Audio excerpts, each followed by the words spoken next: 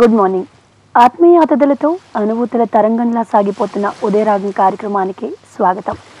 సరదా కబుర్ల ప్రవాహంగా మీ ముందుకొస్తున్న మీ అభిమాన ఉదయరాగం ఈరోజు మరింత అందంగా ముస్తాబై మీ ముందుకొచ్చింది. మరి ఈనాటి ఎపిసోడ్ని స్టార్ట్ చేద్దాం.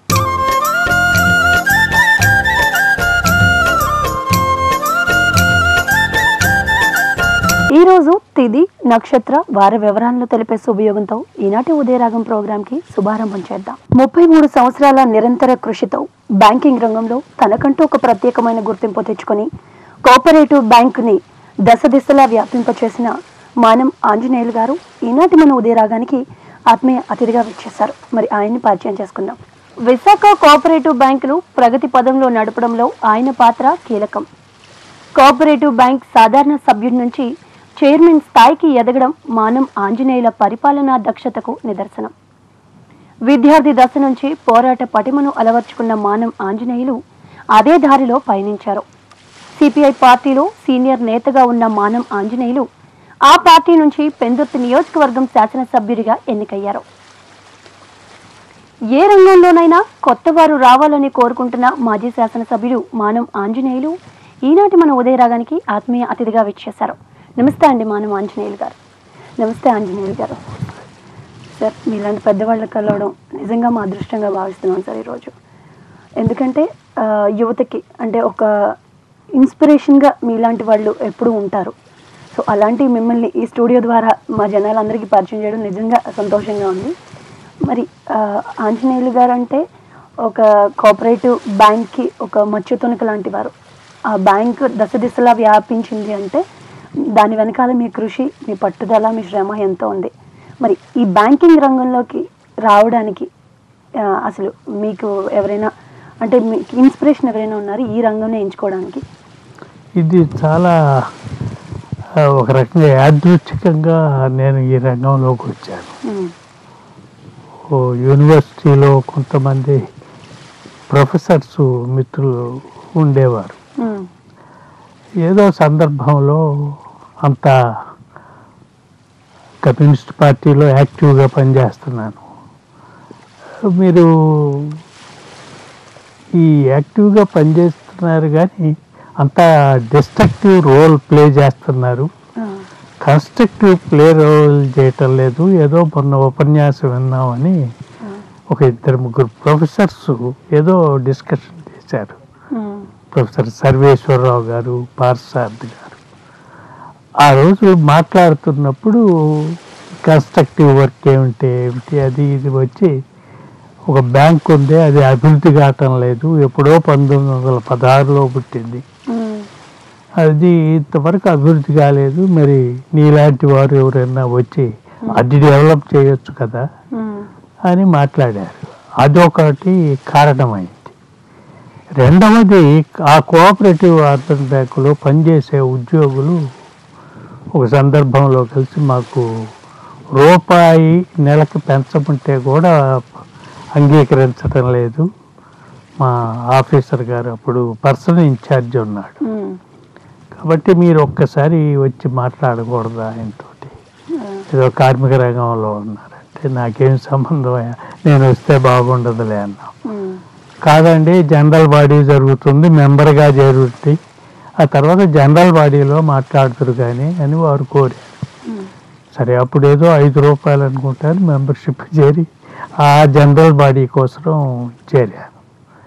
అంతలో వీరితోటి చర్చలు అయిన తర్వాత జనరల్ బాడీలో పోయి మాట్లాడిన తర్వాత ఆ సభ్యులకి కొంత డివిడెండ్ ఇవ్వాలని, జీతాలు పెంచాలని ఏదో కోరికని వారు కూడా కొంత మన్నించారు. ఆ తర్వాత ఎన్నికలు వచ్చినప్పుడు వీరే మీరు ఎందుకు ఇలాంటి దాంట్లోకి రాకూడదంటే 1916 కాడి నుంచి 83 వరకు ఒక కమ్యూనిస్టు కూడా డైరెక్టర్గా కూడా ఎన్నిక కాలేదు, మాకు ఓట్లు ఎవరు వేస్తారు, మేము పోటీ చేసినా లాభం లేదు అని చెప్పేసి. అయితే అట్లా కాదులే, మేము ఒక ఏ పార్టీకి సంబంధించిన వారు అధికారులు కొంతమంది ఏదో కమిటీ పెట్టుకుంటాం, గెలిపించే బాధ్యత బాది అని కొంతమంది వాళ్ళ మీద ఇతరులు భరోసా వారికి తెలిసినటువంటి వారిని యూనివర్సిటీలో వారు కొంతమంది ఎంప్లాయీస్ని వారిని పోగు చేసి చెప్పారు. సరే చూద్దాంలే అనుకున్నాం. సరే ఎన్నికలు వచ్చినప్పుడు ప్యానల్ పెట్టాలి అని. సరే నేను ఒక్కడిని ఏం చేస్తాను, నేను ఏదైనా సమిష్టి కృషి ఉండాలి కాబట్టి అంటే నీ ఇష్టం వచ్చిన ప్యానల్ పెట్టుకోండి, ఆ ప్యానల్ని గెలిపించే బాధ్యత మాది అని వారు చెప్పారు. మాకంటూ ఓట్లంటూ నిజానికి లేవు అసలు. ఒక 10-15 ఇప్పుడు నేను చేరినప్పుడు ఒక 15 మందో 20 మందో నాకు తెలిసిన వారు చేరారు. అంతకు తప్పితే మాకు ఓట్లు అంటూ లేవు. సరే ఉద్యోగులకి సంబంధాలు ఉన్నాయి కొంత. సరే అప్పుడు పోటీ జరిగింది. పోటీలో చాలా బలమైనటువంటి వారు అపోజిషన్లో పోటీ చేశారు. నిజానికి అప్పటికి మున్సిపల్ చైర్మన్గా ఉన్నటువంటి, అప్పుడే కార్పొరేషన్ రాకముందు లాస్ట్ మున్సిపల్ చైర్మన్ ఈ పట్టణానికి, ఆయన గుడివాడ వెంకటరమణ గారు అని కాంగ్రెస్ నాయకుడు. సరే ఆయన ఆధ్వర్యంలో ఒక ప్యానల్ పెట్టారు. మేము ఒక ప్యానల్ పెట్టాము. కానీ ఆశ్చర్యకరంగా మా ప్యానల్ మొత్తం నెక్కింది. సరే అది ఆ విధంగా యాదృచ్ఛికమే. మేము గెలుస్తామని కానీ తర్వాత ఏమీ ఆలోచించాలి. తర్వాత గెలిచిన తర్వాత అప్పుడప్పుడు కూర్చొని మనం అందరం గెలిచిపోయాం, ఎవరు ప్రెసిడెంట్గా ఉండాలన్నప్పుడు మిగతా వారు అన్నారు. గెలిచిన తర్వాత డిసైడ్ అయినాం. అసలు అంతకుముందు ప్రెసిడెంట్ ఎవరు అనేది కూడా లేదు. అప్పుడు సహజంగా పార్టీని అడిగాము. స్టేట్ పార్టీ వారు కొంత అసలు వారికి కొన్ని అనుమానాలు ఉన్నాయి. ఈ కోఆపరేటివ్ అనే దాంట్లో మంచి పేరు ఉండదు. పార్టీ తరఫున పోయినా కూడా చెడ్డ పేరుతోటి బయటకు వస్తారు.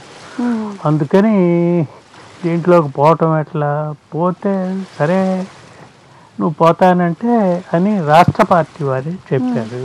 ఏదో కూర్చోబెట్టి ఉన్నవారిలో నువ్వే ప్రెసిడెంట్గా ఉంటారు. నిజానికి ఆ టీంలో చాలామంది ఉన్నారు. సరే ఏదేమైనప్పటికీ అప్పుడు బాధ్యత తీసుకున్నాం. ఆ బాధ్యత తీసుకున్న తర్వాత 2-3 సంవత్సరాల్లోనే అది అభివృద్ధి అయింది. కొంత అనుకోకున్నంతగా అభివృద్ధి అయింది. అనుకోనంటే ఒక 2-3 కోట్ల డిపాజిట్లు సంపాదించడమే చాలా గొప్ప.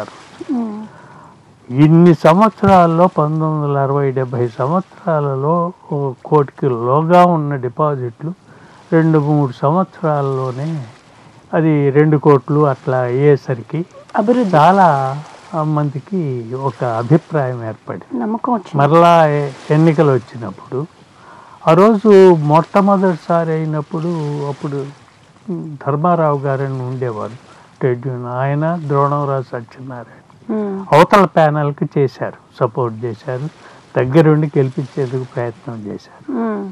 కానీ ఈ 3 సంవత్సరాలు అయిన తర్వాత తిరిగి ఎన్నికలు వచ్చినప్పుడు ద్రోణంరాజు సత్యనారాయణ గారు ఒక పొజిషన్ తీసుకున్నాడు. కాంగ్రెస్ పార్టీ కార్యకర్తలు మీటింగ్ చేసేసి ఇది ఈ బ్యాంకు ఎప్పుడూ డెవలప్ కాలేదు, వీళ్ళు వచ్చిన తర్వాత డెవలప్ అయింది కాబట్టి మన పార్టీ తరఫున పోటీ చేయకూడదు, ఒకవేళ పోటీ కావాలంటే వారిని అడిగి 1-2 డైరెక్టర్ పదవులు తీసుకోండి కానీ చైర్మన్ దోలు కానీ లేకపోతే మెజారిటీ మనకి వారితోటి ఘర్షణ మాత్రం వద్దు. ఎందుకంటే వారు ఏదో డెవలప్ చేస్తున్నారు, ఇంతవరకు మేము ఊహించలేదు ఆ డెవలప్మెంట్ అని పార్టీ చేత జరిగే అభివృద్ధికి అడ్డుపడొద్దని చెప్పారు. చెప్పిన తర్వాత అది దాదాపు కంటెస్టే లేదు. సరే ఆ పోటీ చేసిన వెంకటరమణ గారు వచ్చి నేను వైస్ ప్రెసిడెంట్గా ఉంటాను నన్ను. సరే మీరు వద్దులేండి, ఆయన నాకన్నా చాలా పెద్దవాడు, అప్పటికే ఆయనకి చాలా వయసు ఉంది, వద్దులేండి కావాలంటే మీకు కుమారుణ్ణి, ఆయన అప్పుడే లా చదివి బయటకు వచ్చేసాడు వాళ్ళ అబ్బాయి, ఆయన్ని పెట్టండి డైరెక్టర్ కానీ వాళ్ళ అబ్బాయిని తీసుకుని, మాకేం పార్టీలని కాదు అని. ఆ తర్వాత కొన్నాళ్ళు అయిన తర్వాత తెలుగుదేశం వారు కూడా మొదట్లో ఏదో పోటీ చేస్తామన్నారు, చాలా చర్చలు జరిగినాయి వారికి. చివరికి వారు కూడా ఏదో 1-2 తెలుగుదేశం తరఫున డైరెక్టర్లు ఉండకూడదా అని. సరే మేము అంతకు ముందు ఉన్నటువంటి మొట్టమొదటిసారి 9 మంది కమ్యూనిస్టులుగా ఉండేవారు క్రమక్రమంగా మా సంఖ్యను తగ్గించుకుంటూ ఇతర పార్టీల వారిని అట్లానే ప్రొఫెషనల్స్ ఆడిటర్ని బ్యాంకర్ని వాళ్ళకి నాన్ పొలిటికల్ అయినప్పటికీ ప్రొఫెషనలిజం పెరగాలి కాబట్టి వారిని తీసుకుంటూ వచ్చాం. ఈ 30 ఏళ్లలో అట్లా మార్పులు చేసుకుంటూ వచ్చాం. దాని కారణంగా ఒకటి పోటీ లేకపోవటం, తర్వాత సీరియస్గా కంటెస్ట్ అనేది ఎప్పుడూ లేదు. ఎప్పుడో ఒకసారి పొరపాటు నామినేషన్ వేసి వెళ్ళిపోతే ఒకసారి జరిగింది. అది కూడా పెద్దగా పోటీ ప్యానల్ అంటూ ఏమీ లేదు, ఒకరో ఇద్దరు అదనంగా ఉన్నారు, అదేమీ జరగలేదు. అప్పటి నుంచి ఇప్పటి వరకు కూడా ఇటీవల లాస్ట్ ఇయర్ ఈ సంవత్సరమే మొన్న మేలో మల్టీ స్టేట్ యాక్ట్లో కింద వెళ్ళింది. అప్పుడు మరలా మొత్తం ఎన్నికలు జరగాల్సి వచ్చింది, మొత్తం 18 మంది డైరెక్టర్లకి. ఇప్పుడు కూడా ఏకగ్రీవంగానే 24 మంది నామినేషన్లు వేసినప్పటికీ కూడా చివరికి మీ ప్యానల్లోనే ఉంటాం, మాకేమన్నా అవకాశం ఉంటే చూడండి అన్నారు, కానీ ఎవరు పోటీకి సిద్ధం కాల. సరే ఏకగ్రీవంగానే ఎన్నికలు జరిగినాయి. అదొకటి. ఇతర పార్టీలు అందుకని మా గొప్పతనం కన్నా ఇంత రాజకీయ వైషమ్యాలు అవి విభేద అభిప్రాయాలు ఉన్నప్పటికీ ఈ సంస్థ కాడికి వచ్చేసరికి అన్ని రాజకీయ పార్టీలు కూడా ఈ సంస్థ బాగుండాలి అనేటటువంటి, అంతసేపటికి మనల్ని గురించి వీళ్ళంతా ఐక్యంగా తీసుకెళ్ళారనే దానికన్నా వారు కూడా రెస్పాండ్ అట్ట కాకపోతే చాలా ఇంత అభివృద్ధి సాధించబడే వాళ్ళకి. అందుకని క్రెడిట్ ఎవరికి పోతుంది అనుకున్నప్పుడు వీళ్ళందరికీ పోతుంది. ఇతర రాజకీయ పార్టీలన్నిటికీ కూడా ఎవరు వారి యొక్క సహాయ సహకారాలు లేకుండా ఇట్లా అభివృద్ధి అయ్యేది. ఈ విజయం అనేది ఎవరో ఒక్కరికే సొంతం కాదు. ఇది మొత్తం పట్టణంలో ఉండే రాజకీయ పార్టీలు అట్లానే సభ్యులు. ఇప్పుడు 50,000 మంది సభ్యులు ఉన్నప్పుడు అందులో ఇప్పుడు 2 రాష్ట్రాల్లో, అక్కడ హైదరాబాద్లో కూడా 2 బ్రాంచీలు ఉన్నాయి, అక్కడ ఒక 1000 మంది సభ్యులు ఉంటారు. ఇప్పుడు అన్ని జిల్లాల్లో ఇంకో 4 జిల్లాలు తప్పితే 9 జిల్లాల్లో బ్యాంకు. సరదాగా సాగిపోతున్న ఉదయరాగం కార్యక్రమంలో ఇప్పుడు ఒక చిన్న విరామం తీసుకుందాం. ఉదయరాగం కార్యక్రమానికి తిరిగి స్వాగతం.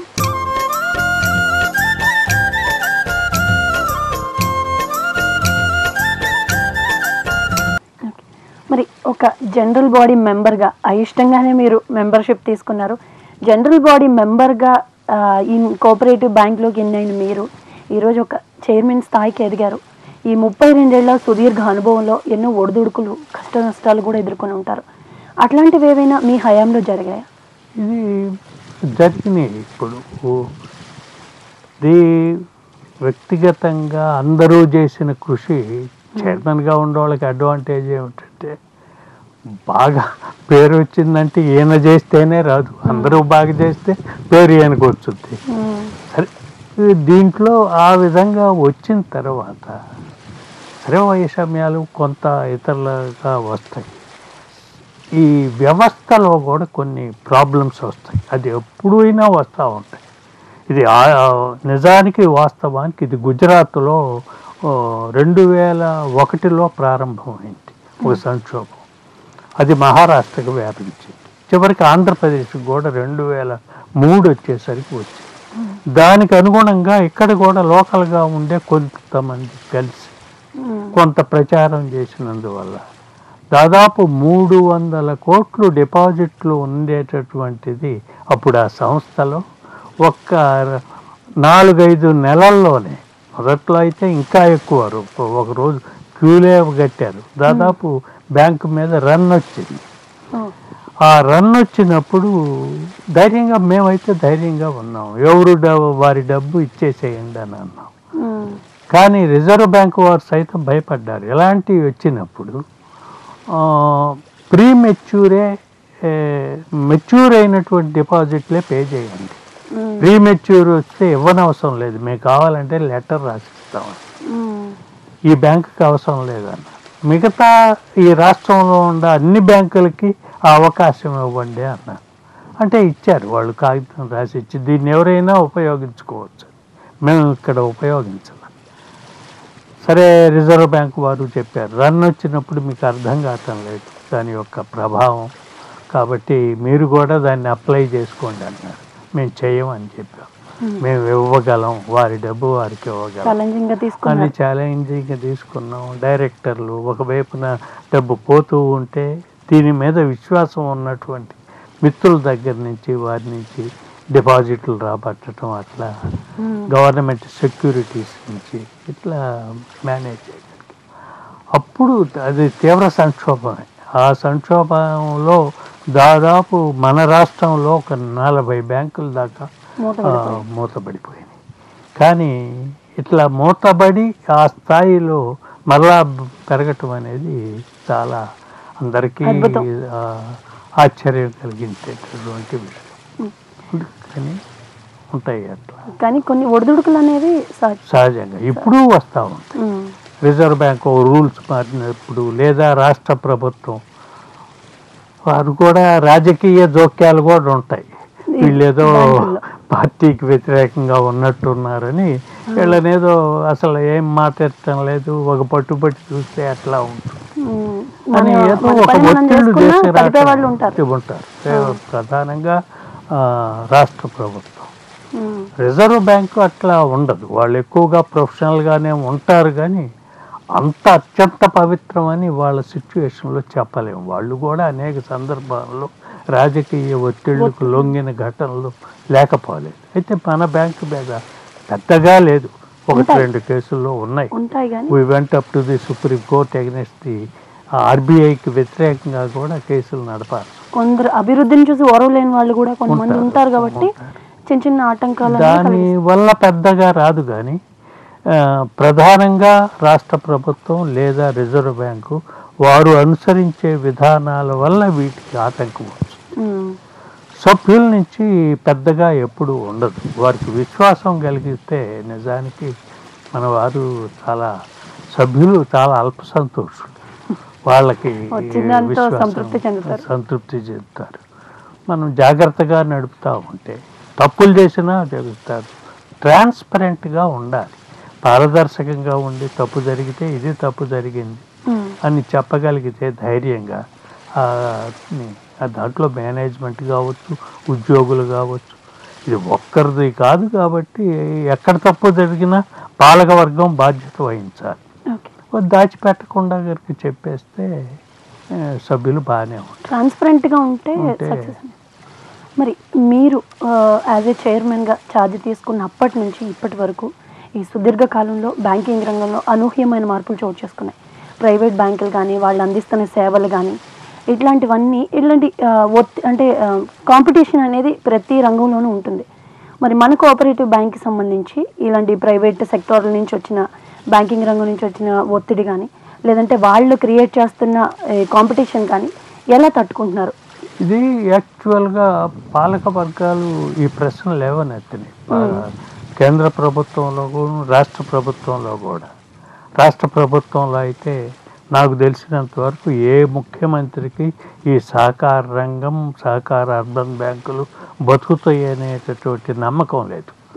నేను ఒక సందర్భంలో మా డెలిగేషన్ రాజశేఖర రెడ్డి గారితో డిస్కస్ చేసినప్పుడు కానీ, చంద్రబాబు నాయుడు గారితో 2-3 సార్లు డిస్కస్ చేసినప్పుడు కానీ ఎప్పుడు కూడా వారికి పెద్ద విశ్వాసం లేదు. అప్పుడప్పుడు బాగా ఉంటే మేము కూడా సహకార రంగం మాకు ఇష్టమేనని మాట్లాడతారు. కానీ వారి ఆర్గ్యుమెంట్ ఏమిటంటే ఫారిన్ బ్యాంక్స్ వస్తున్నాయి, నేషనలైజ్డ్ బ్యాంక్స్ ఉన్నాయి, ఇదివరకు ప్రైవేట్ బ్యాంక్స్ ఉన్నాయి. ఇన్ని బ్యాంక్స్ ఉన్నప్పుడు అసలు సహకార రంగం ఎట్లా తట్టుకుంటుంది? ఎప్పటికైనా మీరు వెళ్ళిపోయే వాళ్ళే, ఉండలేరు అనేటటువంటిది వారికి దృఢమైన నమ్మకం, వాళ్ళ ఆలోచన అది.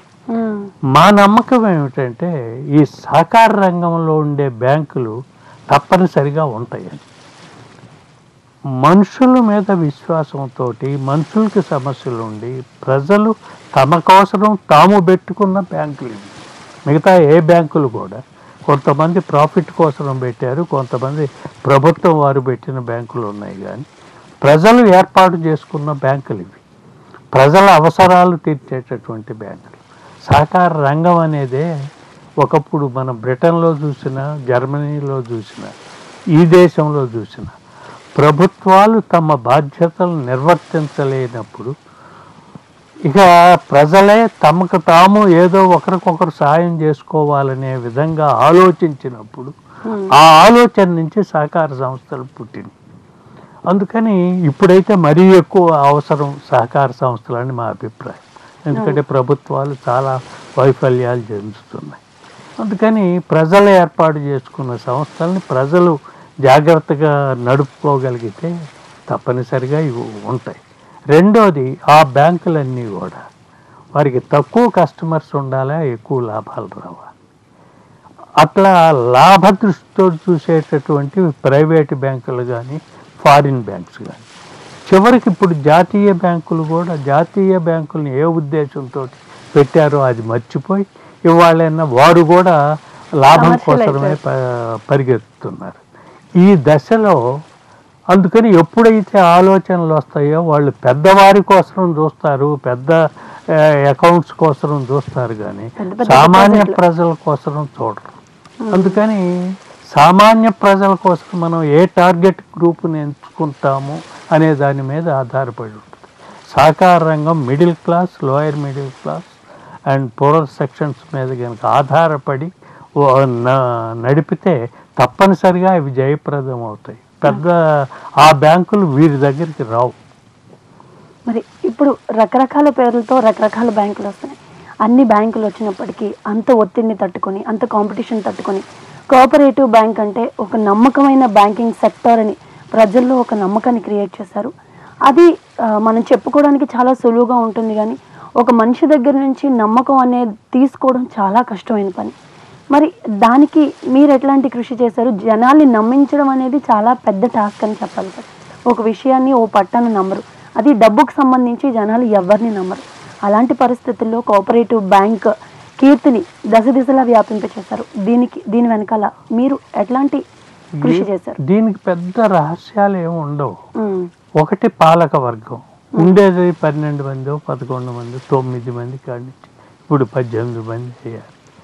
వీళ్ళందరినీ ఐక్యంగా నడపటం ముందు వీళ్ళందరూ మిగతా ఎక్కడా కూడా చాలా రాష్ట్రంలో ఏ బ్యాంకులో కూడా లేనంత ఐక్యత ఇక్కడ ఉంటుంది. డిఫరెన్స్ ఆఫ్ ఒపీనియన్స్ వస్తాయి. డిఫరెన్స్ ఆఫ్ ఒపీనియన్స్ అందులో పొలిటికల్గా కూడా అందరూ ఒక పార్టీకి చెందినవారు, కానీ ఎవరి పార్టీ వారికి ఉంచుకోండి అని చెబుతాం మేము. బయట బ్యాంకు బయట ఎవరైనా చేసుకోవచ్చు.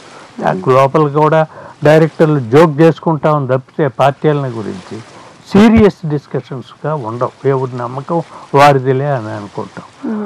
మా డిస్కషన్స్ అన్నీ కూడా బోర్డులో ప్రొఫెషనల్గా ఉంటాయి.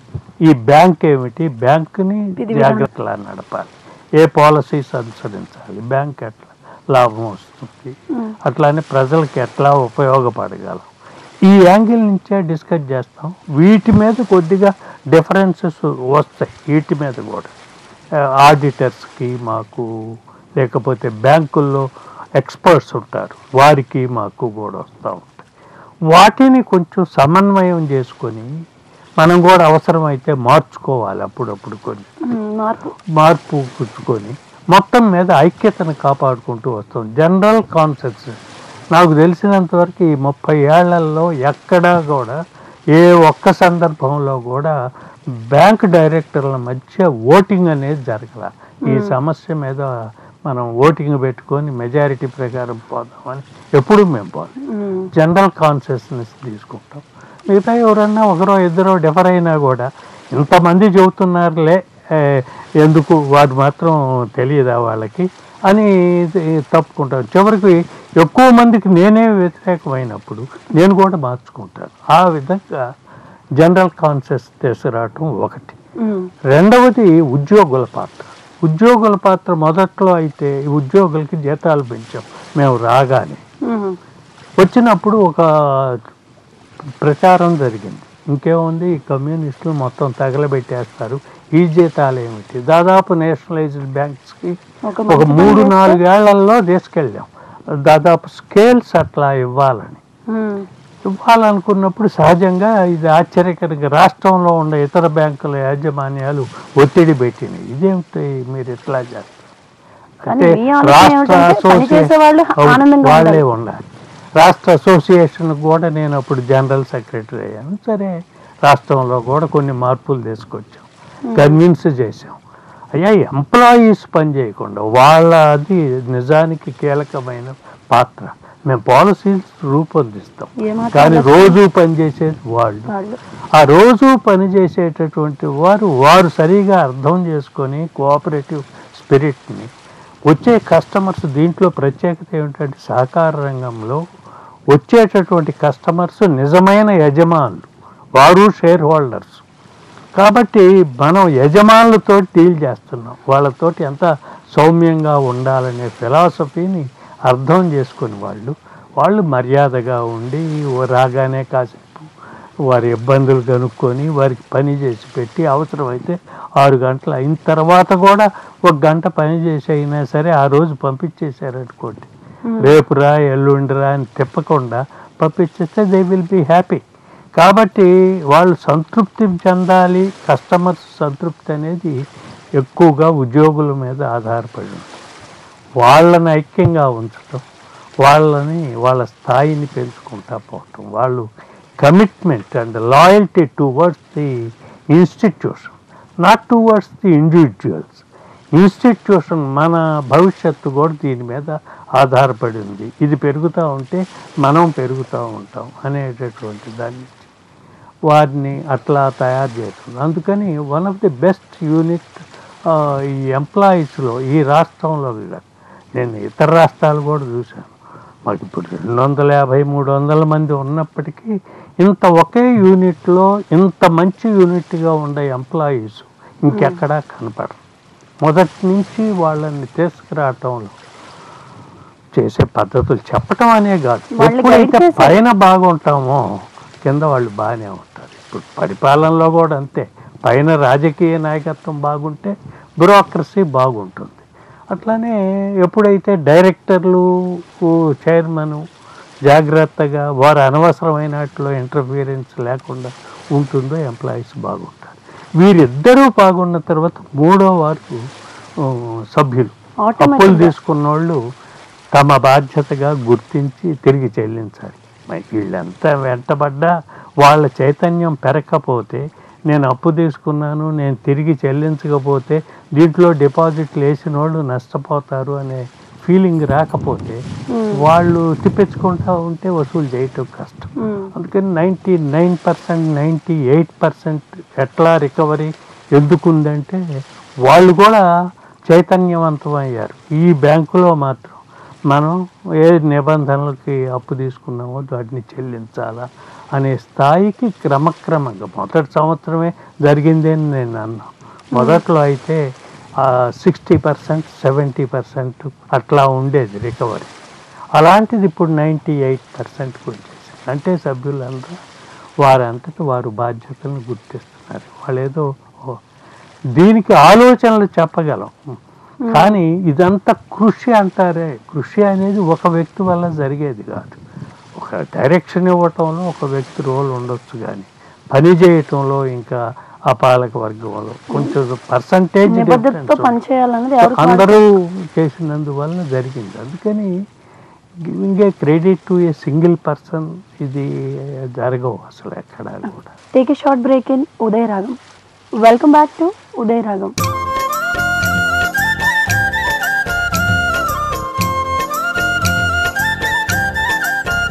మన జీవితాల్లో ప్రకృతి ఒక భాగం అయిపోయింది. అలాంటి ప్రకృతి మనకెన్నో అద్భుతాలని అందించింది. అలాంటి అద్భుతం ఆయుర్వేదం. మరి ఆయుర్వేదం అందించిన ఓ అద్భుతం ఇప్పుడు చూద్దాం.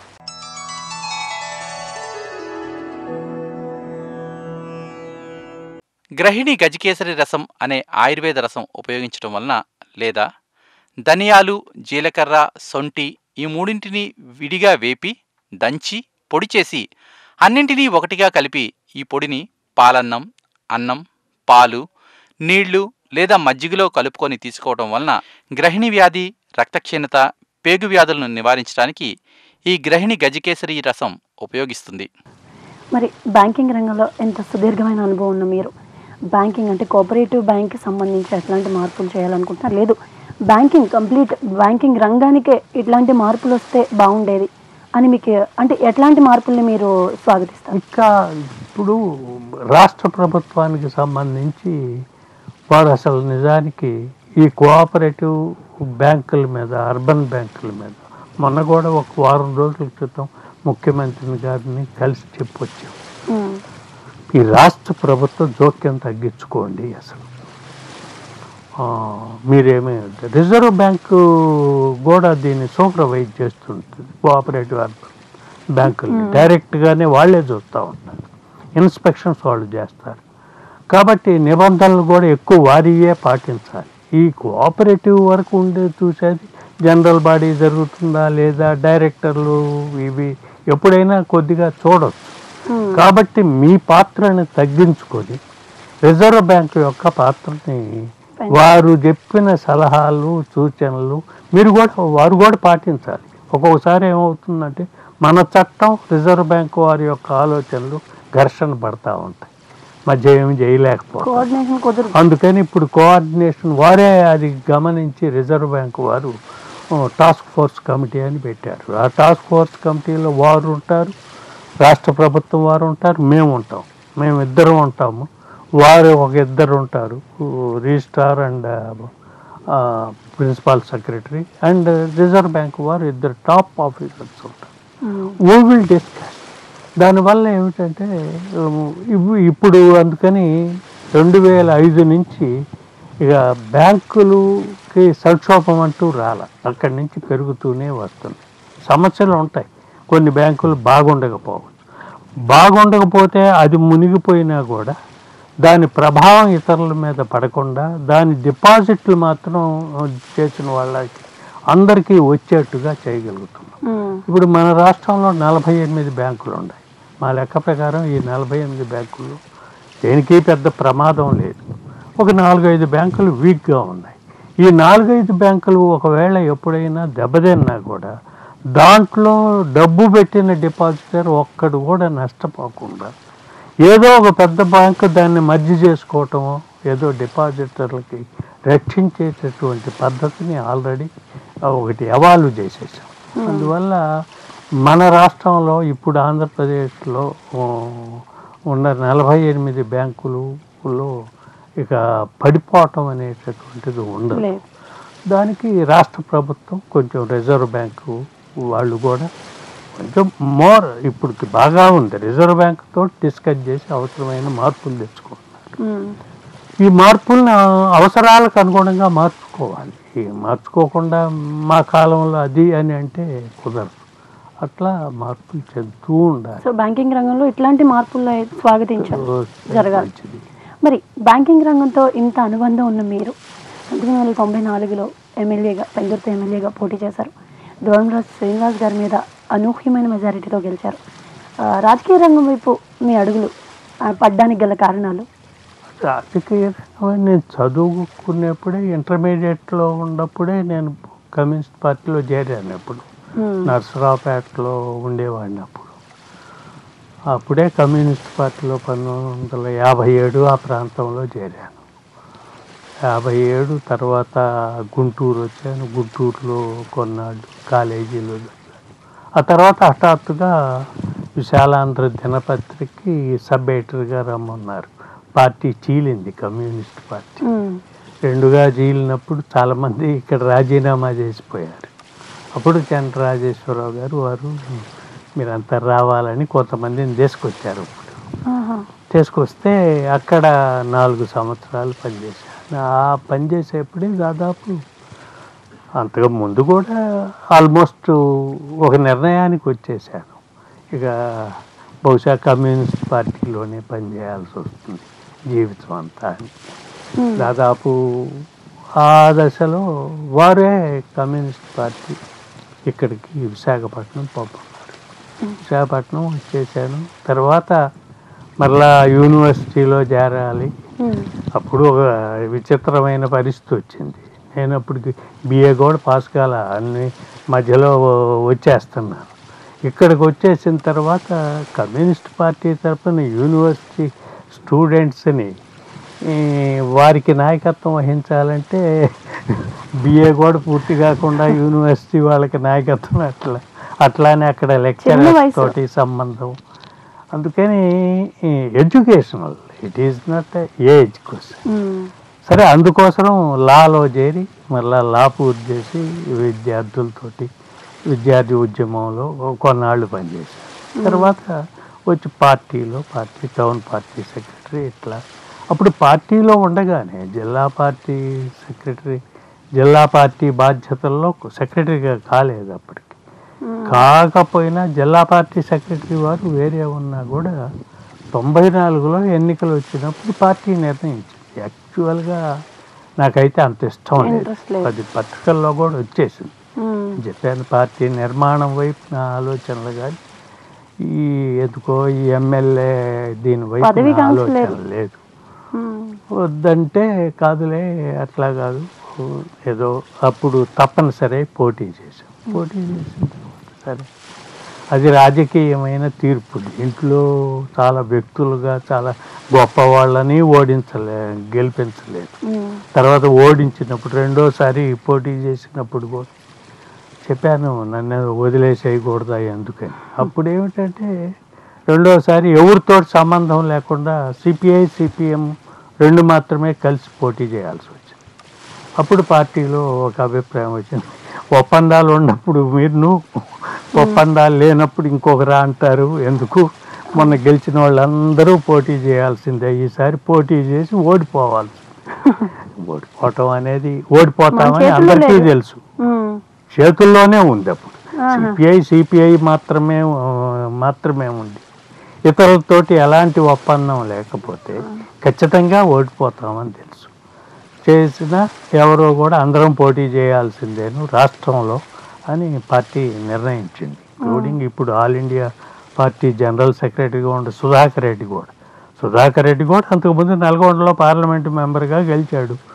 ఆ తర్వాత ఎవరు పోటీ చేయాలంటే, మరి మొన్న గెలిచావు కదా, ఈసారి కూడా నువ్వే పోటీ చేసి ఓడిపోవాలి, అందుకని ఓడిపోవటం కోసం పోటీ సంబంధం లేదు. కమ్యూనిస్ట్ పార్టీకి సంబంధించినంత వరకు గెలవటం ఓడిపోవటం వ్యక్తులు వారి ప్రభావాలు అంత పెద్దగా ఉండవు.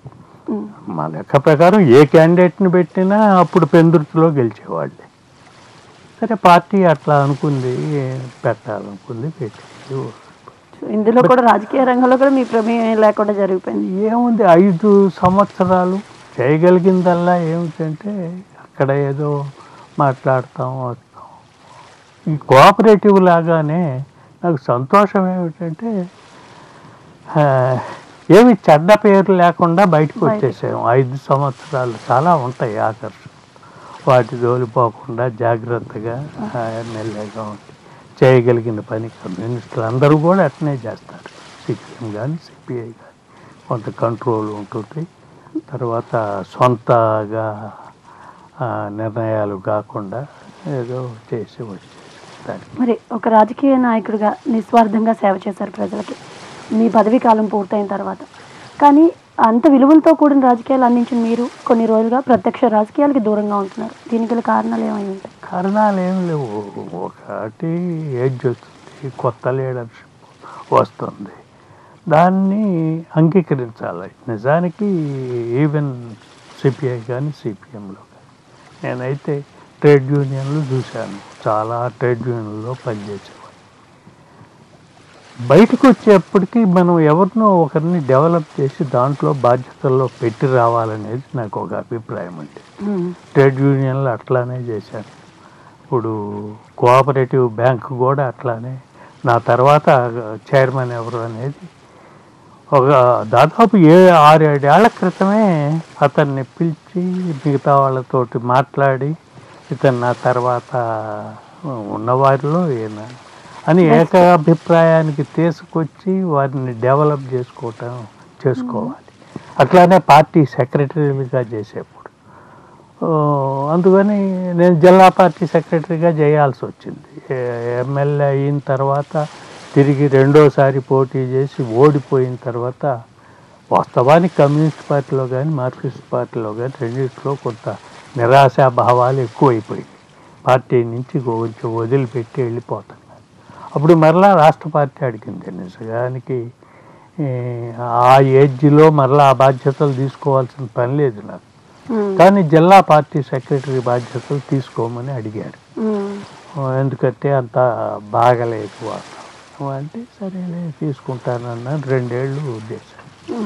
తర్వాత మంచి క్యాడర్ వచ్చింది. ఆ 2-2.5 సంవత్సరాల్లో చాలామంది మంచి కార్యకర్తలు.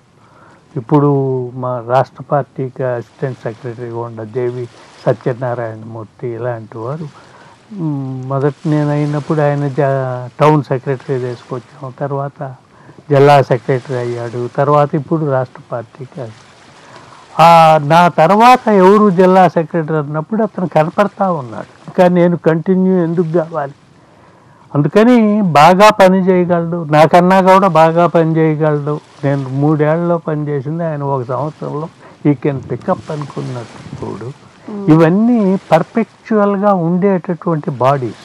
కమ్యూనిస్ట్ పార్టీ సంస్థలు కానీ లేకపోతే ఏ సంస్థలని, కోఆపరేటివ్ సంస్థలు కానీ కొన్ని సంస్థలు పర్మనెంట్గా ఉంటాయి. ఈ పుట్టినప్పుడు మేము మేము చచ్చిపోయిన తర్వాత కూడా అవి ఉంటాయి. కాబట్టి మన తర్వాత కూడా ఏమిటి అనేది ఆలోచించుకోకపోతే ఎవరైనా కళ్ళు కనపడకపోయినా చెవులు కనపడకపోయినా మేమే పదవుల్లో ఉంటాం అని ఉంటే చూడటానికి అసహ్యంగా ఉంటుంది. ఆ సంస్థలకి అన్యాయం చేసిన వారు అవుతారు. వీరు నడవగలుగుతున్నప్పుడే చేయాలి. ఈ లీడర్షిప్ క్వాలిటీ అనేది అందరిలో ఉండదు, రేర్గా ఉంటుంది. దొరుకుతారు పనిచేసే వాళ్ళల్లో క్యాడర్ని ఎవరిని గుర్తించటం ఒకటి, బాధ్యతలు ఒప్పజెప్పాలి. అంటే నేను తప్పితే ఎవరు లేరని ఆయనే పని చేసుకుంటా పోతే ఇంకొక లీడర్ రాదు. వాళ్ళకి స్వేచ్ఛ ఇవ్వాలి, బాధ్యతలు ఒప్పజేయాలి. తప్పులు జరుగుతాయి, పనిచేసేవాడు తప్పులు చేస్తాడు, పని చేయనివాడు అసలు ఏ తప్పు ఉండదు. అందుకని వారిని సర్దిద్దుతూ ఉండాలి. అది కాదని చెప్పుకుంటే వారే నేర్చుకుంటారు. మనుషులు ఎవరైనా చేయగలిగిన పని. అందుకని ఏ సంస్థ అయినా లీడర్షిప్ ఎవాల్వ్ అయినప్పుడు సకాలంలో తప్పుకోవాలి. 75 ఏళ్ళు వచ్చిన తర్వాత ఇంకా నేను పని చేయగలను అని అనుకుంటే it is against the science. వయస్సు పెరిగే కొద్దీ శక్తి సామర్థ్యాలు తగ్గుతూ ఉంటాయి. అందులో ఇప్పటికే ఎక్కువ అని నేను అనుకుంటా. 75 ఏళ్ళ దాకా ఉన్నాము, ఇప్పుడు కూడా చేయటం లేదా అంటే చేస్తున్నారు. బట్ చేసే పనికి క్వాలిటీ ఏ మేరకు చేయగలదు అంటే ఇప్పుడు రిజర్వ్ బ్యాంక్ అపాయింట్ చేసే కమిటీల్లో ఉన్నాను, కమ్యూనిస్ట్ పార్టీలో స్టేట్ కౌన్సిల్లో ఉన్నాను.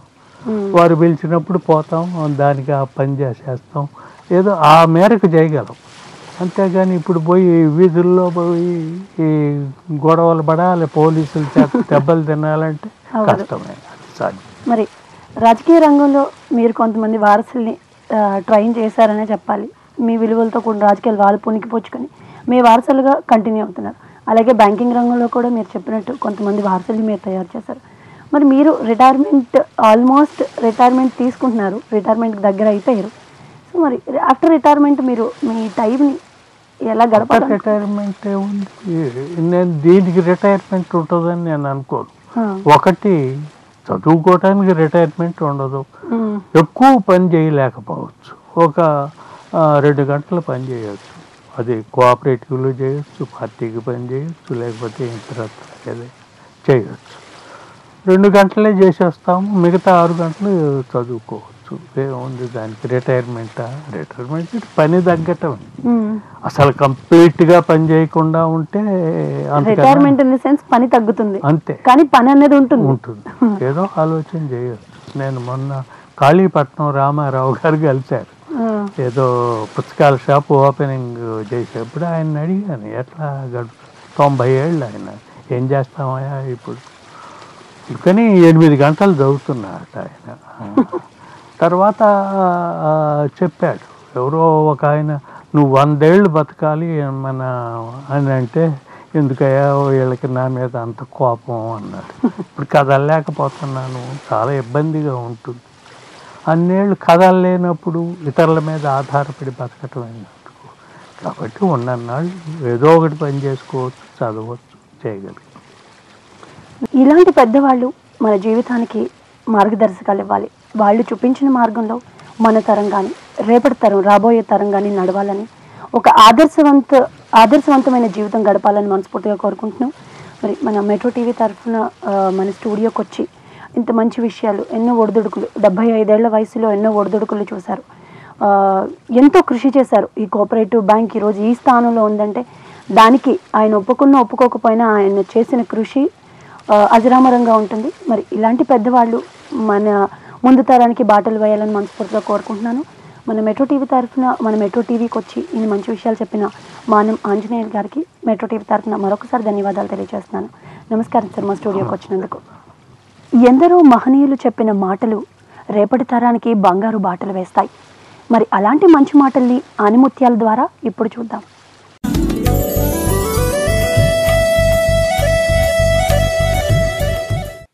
అహంకారం పతనానికి మొదటి సోపానం. జిల్లెడిముడి అమ్మ. విశిష్ట అతిథులతో విభిన్నంగా కొనసాగిన ఈనాటి ఉదయరాగం ఇంతటితో ముగిస్తూ మరో ఎపిసోడ్లో మళ్ళీ కలుద్దాం. అంతవరకు సెలవు. నమస్కారం.